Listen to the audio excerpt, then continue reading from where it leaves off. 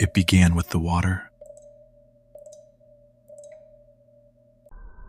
Guests on the upper floors of the hotel noticed a sudden, inexplicable drop in pressure during their morning routines. When they turned the tap, the liquid ran out in a slow, muddy trickle that carried a strangely sweet metallic taste. They thought it was just ancient plumbing in a very old building. They had absolutely no idea what they were actually drinking. For nearly 2 weeks, a profound human tragedy had been suspended quietly, right above their unsuspecting heads. A 21-year-old girl was floating inside the rooftop cistern.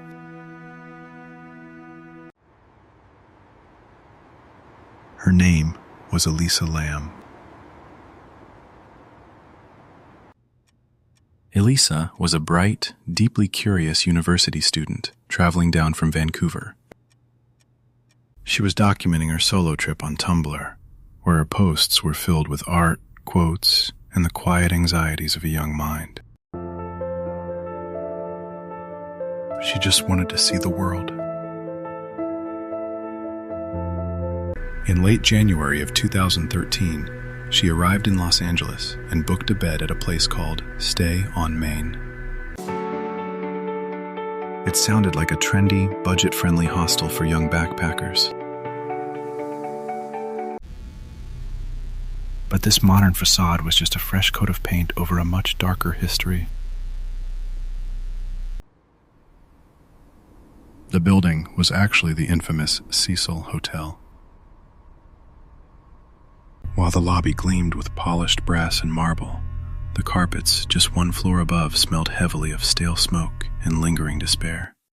For decades, these corridors had absorbed suicides, brutal murders, and the physical presence of notorious serial killers.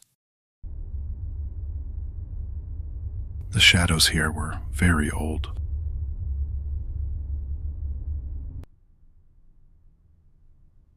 Elisa walked right into them.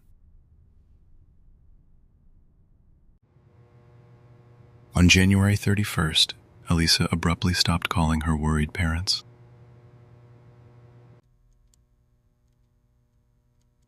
She missed her checkout date. All her belongings remained untouched in her shared room, looking exactly as if she had just stepped out for a brief moment.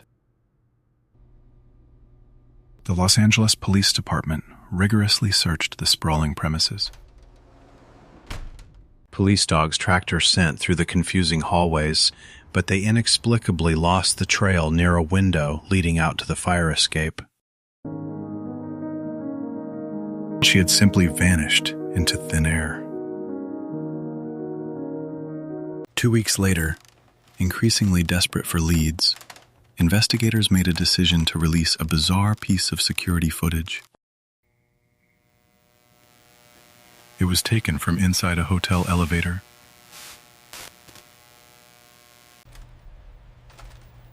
This grainy video would soon haunt millions of people worldwide. Elisa enters the elevator wearing a casual red hoodie and immediately presses an entire column of buttons. But the doors refuse to close.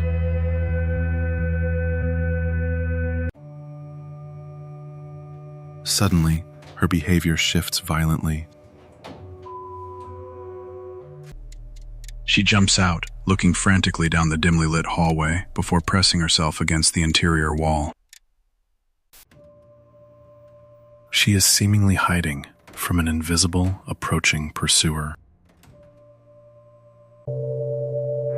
Her movements become completely unnatural.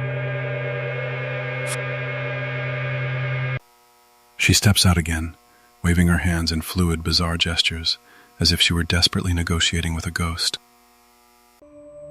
Then, she walks out into the hallway and disappears forever.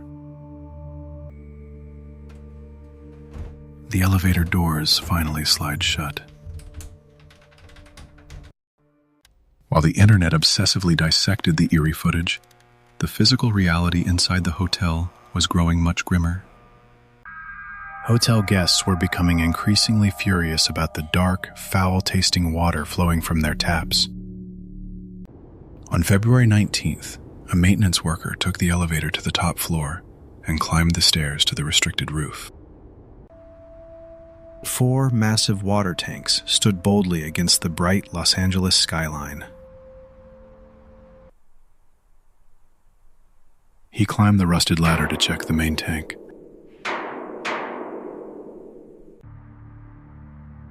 He looked down into the dark, incredibly still water.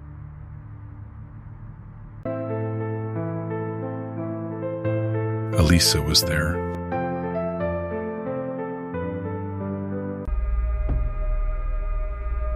Her body was completely naked.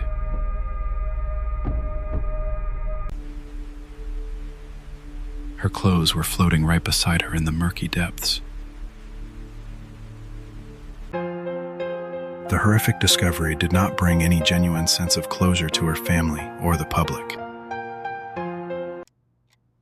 Instead, it ignited a massive, deeply confusing mystery that defied all logic. The physical logistics of her tragic death seemed utterly impossible to explain. The heavy doors leading directly to the roof were securely locked and alarmed. Absolutely no alarms were ever triggered that fatal night. To reach the top of the tank, she had to navigate a dangerous, rusted exterior ladder in the pitch blackness. Initial media reports falsely claimed the heavy metal lid of the tank was shut incredibly tight. This single piece of misinformation sparked endless, wild theories of a brutal murder. How could a small, terrified girl close a tremendously heavy lid from the inside? The internet quickly decided that someone else must have viciously put her there. Amateur sleuths relentlessly pointed fingers at hotel staff, innocent guests, and even musicians passing through the lobby. They framed her profound tragedy as a grand, supernatural conspiracy. But the official autopsy report painted a very different, heartbreaking picture of reality. There was absolutely no physical trauma on her delicate body.